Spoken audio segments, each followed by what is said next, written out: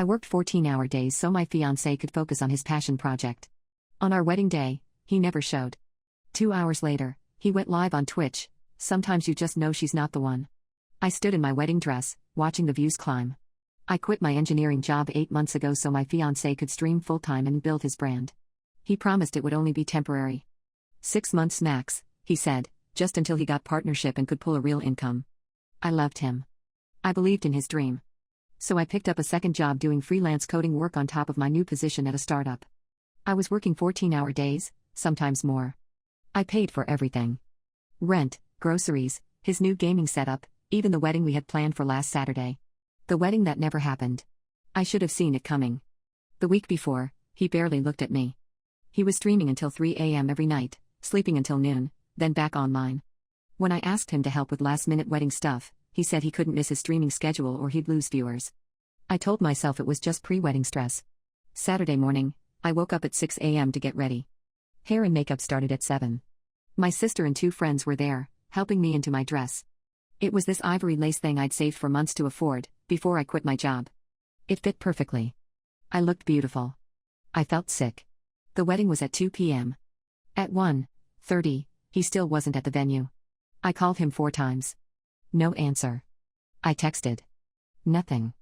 My sister called his best man, who said he hadn't heard from him since yesterday. People were arriving. My parents kept asking where he was, trying to smile, trying to act like this was normal. The officiant pulled me aside at 2:15 and asked if we should wait or reschedule. I stood there in my wedding dress, in front of 80 people, and said let's give him until 3. At 2:47, his mom got a notification on her phone. She went pale. She showed me the screen. He was live on Twitch. I watched the viewer count climb. 340 people. 450. 680. He was sitting in our apartment, in his gaming chair, wearing the hoodie I'd bought him for Christmas. His camera was on. He looked calm. Happy, even. Hey guys, sorry I've been MIA today, he said, laughing. I know some of you saw the Instagram posts about the wedding. Yeah, so, that's not happening. I've been thinking about this for a while and I couldn't go through with it. Sometimes you just know she's not the one, you know? Like, I love her, but I'm not in love with her. And I realized I can't spend my life supporting someone else's dream when I'm trying to build mine. She wanted me to get a regular job, settle down, all that boring shit. But that's not me. I need someone who gets the grind. The hustle. Someone who's on my level. Someone on my level. I'd worked 14-hour days for 8 months to pay for his grind. The chat was going insane. Hearts and supportive comments and people calling me controlling. His viewer count hit 1,200. He was smiling. My sister grabbed my phone before I could throw it. My mom was crying. His mom left without saying anything to anyone. People started awkwardly filtering out.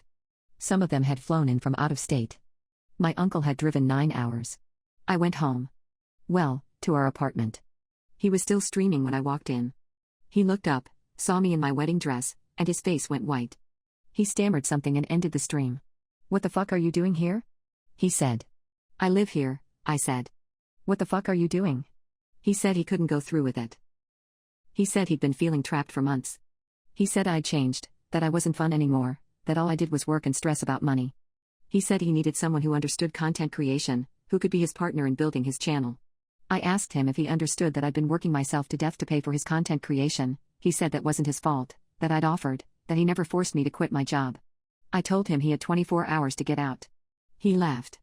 He said his name was on the lease too, that he had as much right to be there as I did. He said if I wanted him gone, I could leave. So I called the landlord. Turned out, I was the only one on the lease. He'd never actually signed it when we moved in 2 years ago because his credit was shit and I'd covered the deposit myself. The landlord said I could file for removal of an unauthorized occupant. I gave him 6 hours. He streamed the whole thing. Set up his camera and streamed himself packing, talking about toxic relationships and how I was kicking him out with nowhere to go. His chat ate it up. Donations poured in. People sent him money for a hotel, for food, calling me abusive. But here's the thing. I'd been sending screenshots to his mom throughout the day. Screenshots of him saying I wasn't on his level. Screenshots of his chat calling me controlling. Screenshots of the donation messages. His mom posted them on Facebook. Tagged him. Tagged his dad, his siblings, his grandparents.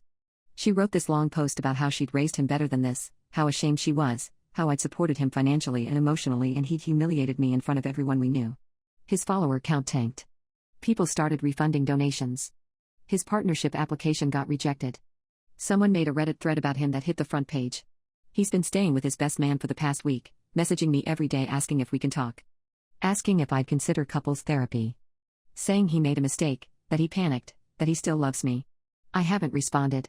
But my family says I went too far by getting his mom involved. They say I humiliated him the same way he humiliated me, that I should have handled it privately. My dad says I'm justified but that I should take the high road and at least hear him out. I don't know.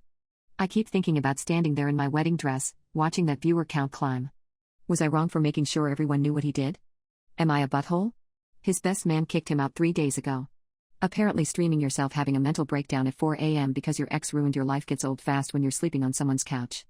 The best man's girlfriend told him it was her or my ex, and that was that. So now he's been calling me nonstop, begging to come back to the apartment. I blocked him on everything. Phone, social media, Twitch, Discord, all of it. But he made a new Instagram account and sent me this long message about how he's staying at a motel, how he can't afford it, how he has nowhere to go. He said his parents won't talk to him after what his mom posted. His dad apparently told him he's ashamed to call him his son. Part of me felt bad for maybe 10 seconds. Then I remembered standing in my wedding dress watching him tell 1,200 people I wasn't on his level. The wedding venue won't refund anything. I'm out $8,000. The caterer, the flowers, the photographer, all of it. Non-refundable deposits. My credit card is maxed. I had to ask my parents for help with rent this month because I dumped everything into that wedding. My sister came over yesterday with wine and takeout. She told me his streaming career is basically dead. Someone made a YouTube video essay about him that got 45,000 views, breaking down everything he did. The comments are brutal. People found his old streams and clipped together this montage of him talking about me, about how I was so supportive, how lucky he was, how he couldn't do any of this without me. Then they showed the wedding day stream where he said I wasn't the one. His Twitch partnership got permanently rejected. Apparently brands don't want to sponsor someone who publicly humiliates their fiancé on what's supposed to be their wedding day. His Discord server imploded. Moderators quit. Subscribers refunded. The few people still in his chat are just trolls asking when the next wedding is. But here's where it gets complicated. His mom called me 2 days ago. She apologized again, said she never should have posted those screenshots publicly even though she was angry. She said she's worried about him. He's been sending her messages about how he can't eat, can't sleep, how his whole life is falling apart. She asked if I'd be willing to talk to him. Just once. She said she thinks he's genuinely suicidal and she doesn't know what to do. I told her that wasn't my responsibility anymore. She started crying. She said she knows what he did was unforgivable but he's still her son. She said she's terrified he's going to hurt himself and she needs to know I at least don't hate him enough to want him dead. I don't hate him enough to want him dead.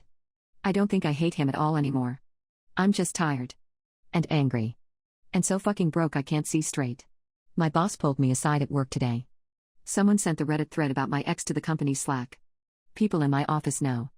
They've been looking at me differently, this mix of pity and curiosity. My boss said if I need time off to deal with personal issues, I can take it.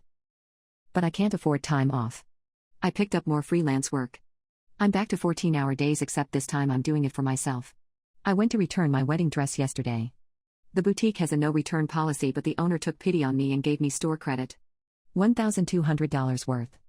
I have no idea what I'm supposed to do with store credit at a bridal boutique. My friends keep asking if I'm okay. I keep saying yes. I'm not sure that's true but I don't know what else to say. One of them suggested I start therapy. Another said I should take a vacation, get away, clear my head. With what money? The money I spent on a wedding that didn't happen?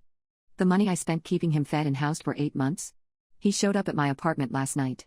I don't know how he got past the building's front door but he was knocking at 11 p.m., calling my name through the door. I didn't answer.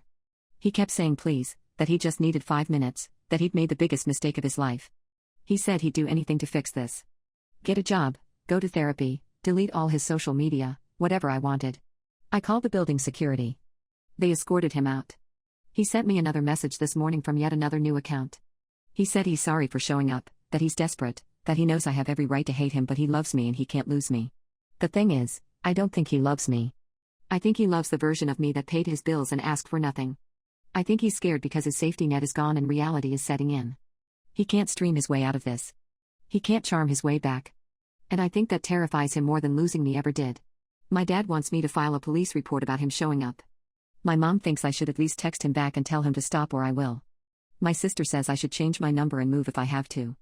Everyone has opinions about what I should do and I'm just sitting here trying to figure out how to pay my credit card bill. I haven't responded to any of his messages. I don't plan to. But his mom's words keep replaying in my head. What if he does hurt himself? Would that be on me? My friends say no, that his choices are his own, that I can't set myself on fire to keep him warm. But it's hard not to feel responsible when someone's mom is calling you crying about her son's mental state. Am I doing the right thing by staying silent? Should I at least tell him to leave me alone directly instead of just blocking him? I don't know anymore. He drained my bank account. I found out this morning when my rent check bounced. Turns out he still had access to my old checking account from when we first moved in together. I'd added him as an authorized user years ago and never removed him. He withdrew $4,300. Everything I had left. My landlord called me at work. I was in a meeting. I stepped out and she told me the check didn't clear, that I had 3 days to pay or she'd start eviction proceedings. I logged into my bank account right there in the hallway and saw it. Transaction from 2 days ago. ATM withdrawal, $500. Another one an hour later. Then transfers to Venmo. All of it gone. I called the bank. They said since he was an authorized user, it wasn't theft. It was a civil matter. I'd have to take him to small claims court. The representative actually said unfortunately, this happens a lot with breakups. I sat in my car for 20 minutes before I could drive home. I couldn't cry. I couldn't even feel angry. I just felt hollow. My sister wants to kill him. She called his mom, who claimed she had no idea he still had access to my account. His mom tried to say maybe it was a mistake, maybe he didn't realize. My sister asked her how you accidentally withdraw someone's entire savings in $500 increments over 6 hours. I had to borrow money from my parents again. $4,500 this time. My dad made me sit down and write out a payment plan. He didn't say it, but I could see it on his face. Disappointment. Not in my ex. In me. For being stupid enough to trust someone that much. The police won't do anything. I filed a report anyway because my sister insisted, but the officer basically said what the bank said. Authorized user means authorized. Doesn't matter that we broke up. Doesn't matter that he knew exactly what he was doing. I removed him from the account. Changed all my passwords. Called my credit card companies and froze everything. The bank representative walked me through it like she'd done it 1,000 times before. She probably had. His mom called me last night. She said he needed the money for rent. That he was desperate and didn't know what else to do. She said she'd pay me back herself, a little at a time, if I promised not to take him to court. She said it would destroy him to have a judgment against him, that he'd never recover from this. I told her he destroyed himself. She started crying again. Said I was being cruel, that I knew he was struggling. She said she'd raised him better than this but he wasn't thinking straight, that the stress of everything had broken him. She asked me to have compassion. Compassion? For the man who humiliated me in front of everyone I know, then stole my money. I hung up on her. My boss called me into her office today. Apparently the Reddit thread has gotten worse. Someone found my LinkedIn and figured out where I work. They've been leaving reviews on the company website about how we employ people who ruin men's lives over wedding day cold feet. My boss asked me if I wanted to involve HR or legal. I said no. I don't want more people knowing my business. But it's already everywhere. A girl from my college messaged me on Instagram. She said she'd seen the whole thing unfold online and wanted to check if I was okay. We weren't even friends. We had one class together 4 years ago. She sent me a link to a TikTok where someone analyzed the whole situation. It has 200,000 views. I'm a story people tell now.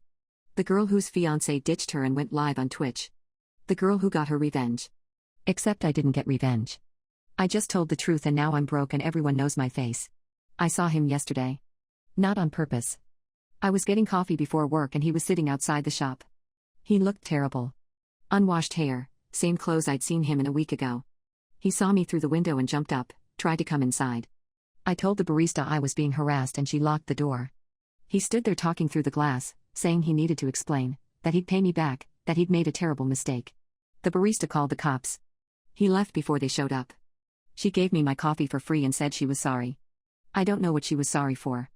That my life is a public spectacle? That my ex is falling apart and taking me down with him? I can't afford therapy but my insurance covers 3 sessions of crisis counseling. I used one today. The counselor asked me how I was feeling. I said tired. She asked what would make me feel better. I said $4,300 and a time machine. She didn't laugh. My friends are trying to help. One of them started a GoFundMe without asking me. She called it Help Me Recover from Financial Abuse. I made her take it down. I don't want charity. I don't want to be a cautionary tale. I just want my money back and I want him to leave me alone. But he won't. He sent me an email this morning from an address I didn't have blocked. Subject line was "Please read this." I deleted it without opening it. Then I went into my trash and opened it anyway. He said he took the money because he had nowhere else to turn. He said his parents cut him off, his friends abandoned him, he lost everything because of what I did. He said he'd been applying to jobs but nobody would hire him because when they Google his name, everything that happened comes up. He said he's been sleeping in his car for 3 days. He said he didn't want to steal from me but he was desperate and he knew I'd understand because I used to love him. Used to. He said he'd pay me back as soon as he could. He said if I took him to court it would ruin whatever chance he had left of rebuilding his life. He said he was begging me, as someone who once cared about him, to let this go. I forwarded the email to my sister. She said it was manipulation. That he's trying to make me feel guilty for his choices. She's probably right. But I keep thinking about him sleeping in his car. About his mom crying on the phone. About the TikToks and the Reddit threads and the company reviews. About how one day 8 months ago I decided to support his dream and now I'm here. My dad says I need to take him to court. Get a judgment, garnish whatever wages he eventually earns. Make sure he faces consequences. My mom says maybe I should just let it go, that the court fees might cost more than I'd ever collect, that holding on to this anger will hurt me more than him. I don't know what to do. All I know is I'm $8,800 in debt to my parents and my ex is out there telling people I ruined his life. He's been living in his car outside my apartment building for 5 days. I didn't know at first. My neighbor told me. She said she'd seen the same beat-up sedan parked across the street every morning when she left for work. Same spot every night when she came home. She got curious and looked inside one day. Saw blankets, fast food bags, a laptop charger running from the cigarette lighter. She ran the plates. It's his car. Building security can't do anything because he's parked on a public street. The police said unless he approaches me or threatens me, they can't make him leave. So he just sits there. Watching. I started using the back entrance. Taking different routes to work. My sister wants me to stay with her but I refuse to let him chase me out of my own apartment. The one I pay for. The one he has no right to anymore. His mom showed up at my office yesterday. I don't know how she found out where I work, probably from when she helped us plan the wedding. The receptionist called my extension and said I had a visitor. I went to the lobby and there she was, holding her purse with both hands like she was at a funeral. She asked if we could talk somewhere private. I said no. We could talk right there or not at all. She said he's not eating. That he's losing weight, that she brought him food 2 days ago and he wouldn't touch it. She said she's terrified he's going to do something drastic. She kept saying something drastic like she couldn't bring herself to say the actual words. I asked her if she knew he stole from me. She nodded. Said she tried to give me the money back but I wouldn't answer her calls. I told her I blocked her number after she tried to guilt me into dropping it. She flinched like I'd slapped her. Then she said the thing that made my blood go cold. She said he talks to himself now. That when she brought him food, he was sitting in his car having a full conversation with nobody. Laughing, arguing, crying. She said she knocked on the window and he didn't even see her at first. When he finally did, he looked confused, like he didn't know where he was. She thinks he's having a breakdown. A real one. She asked me, begged me, to just talk to him. 5 minutes.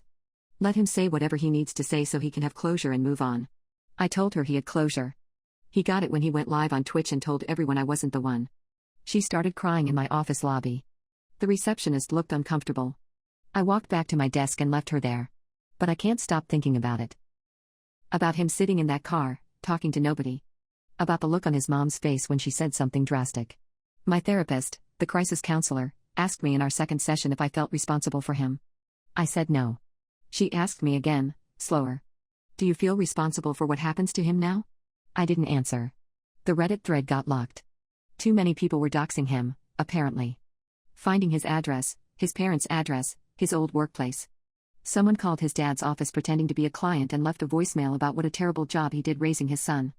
The mods locked it and left a pinned comment about harassment. But the TikToks keep coming.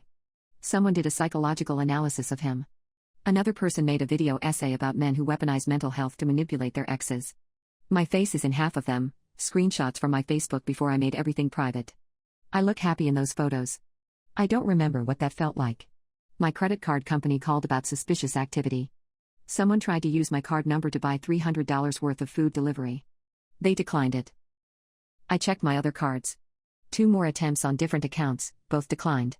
All the attempts came from locations within a mile of my apartment. He's trying to steal from me again. Even while he's sitting outside my building, He's trying to take more. I documented everything and sent it to the police. They said it's not enough for a restraining order. I need proof of direct threats or physical contact. Financial crimes are civil matters. I'm going in circles. My dad came over last night. He wanted to see the car for himself. We stood at my window and looked down at it. Dark blue sedan, dented bumper, parked under a streetlight. My dad said he's waiting for something. I asked him what. He said for you to brake. We stood there for a long time, watching. Around midnight, the car door opened. He got out, stretched, walked to the convenience store on the corner. My dad said we should go down there, confront him, tell him to leave. I said no.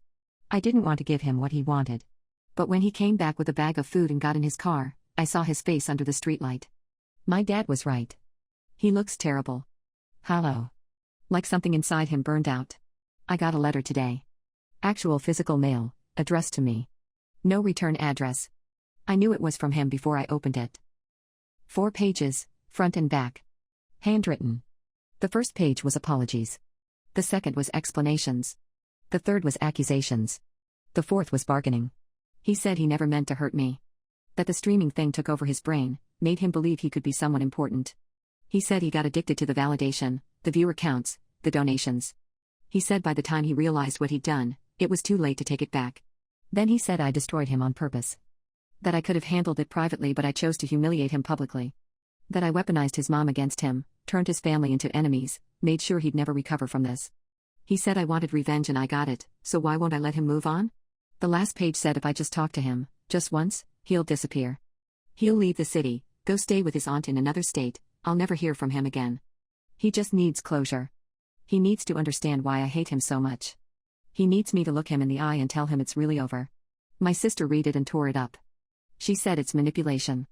Classic abuser behavior. Make you feel guilty, then make you feel responsible, then make you feel like you owe them something.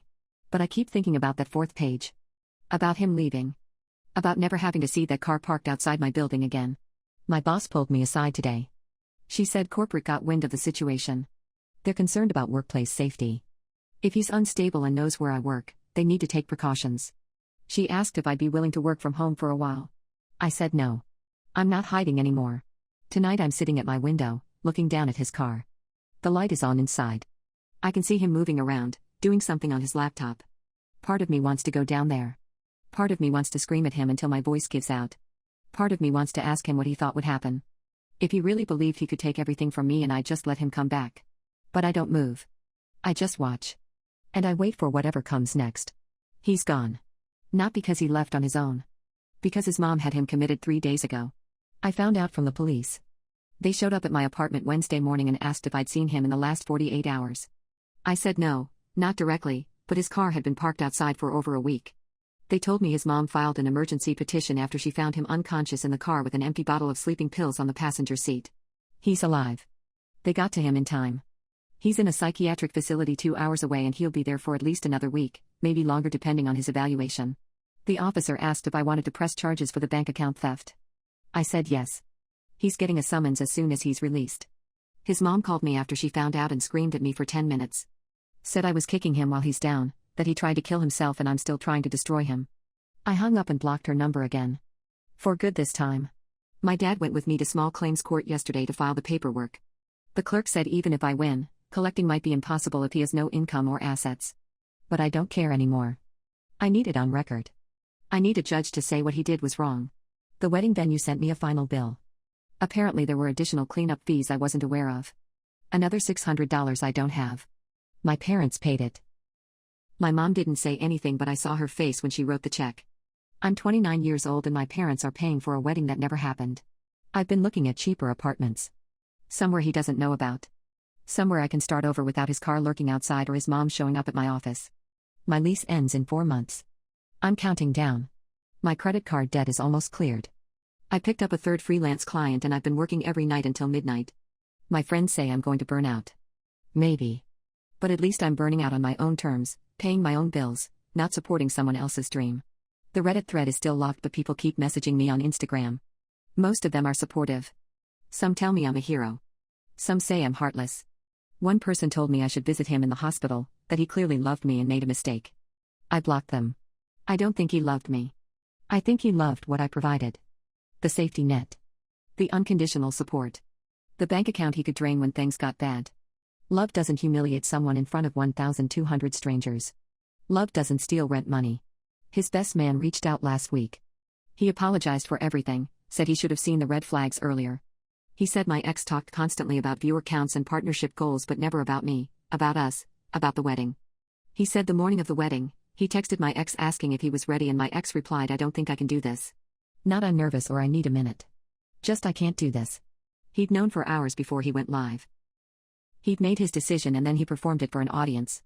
The best man said he wishes he'd driven over there and dragged him to the venue himself. But he didn't. Nobody did. And now here we are. I went to my third crisis counseling session yesterday. My last covered one. The counselor asked me what I wanted now. Not what I thought I should want. What I actually wanted. I said I wanted to stop feeling like this was somehow my fault.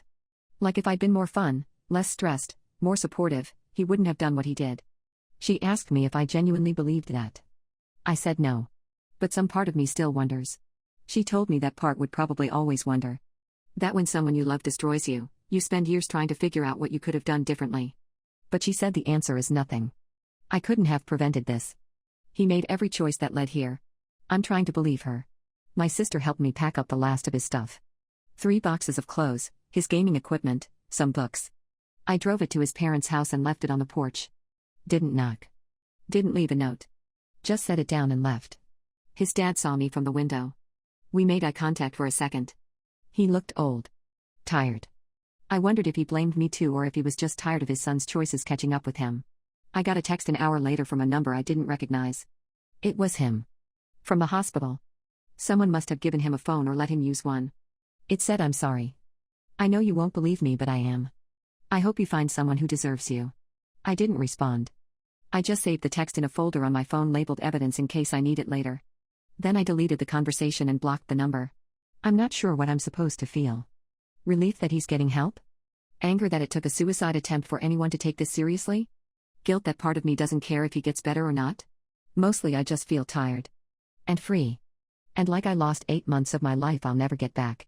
The store credit from the wedding dress is still sitting in my account. $1,200 at a bridal boutique I'll never step foot in again. My friend suggested I buy something ridiculous with it. A fancy coat, designer shoes, anything that makes me feel like I won something.